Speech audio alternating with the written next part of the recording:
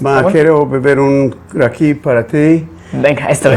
Vamos Para a... Carlos, de Ladino 21, para Benny. Para Benny. Vamos para a mandar... Rachel. Esto. Para Vamos a mandar... los Shadarim. Para Sí. todos que están haciendo mucho para vencer Ladino. Hoy nos topamos con Jake y Jake quiere mandar un saludo para todos los amigos de Ladino Comunidad y para todos que hacen una grande labor en mantener el ladino Comunidad y la lengua ladino, que es los moderadores, Rachel, Gulet, Moshe, Yehuda y los Shadarim y todos que conozco y que no conozco. Esto. Y si nos olvidamos de alguno es porque estamos ahora con el Raki. Right. Así que... Estamos borrachos. Esto es. Así que... salud. L'chaim. L'chaim.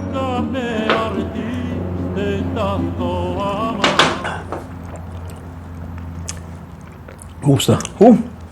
Sí. Okay. ¿Te pareció? Sí. Me planteó mucho. Es marca F. Sí. Además es diferente del Raki que probé con Eliezer. El sabor este es más dulce. Me está muy bueno. Quemando, ¿eh? Sí. Está muy bueno.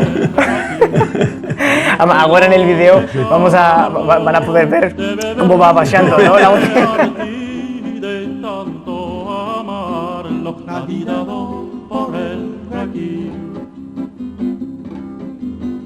Cuando está en el barmil, no hablo con ninguno.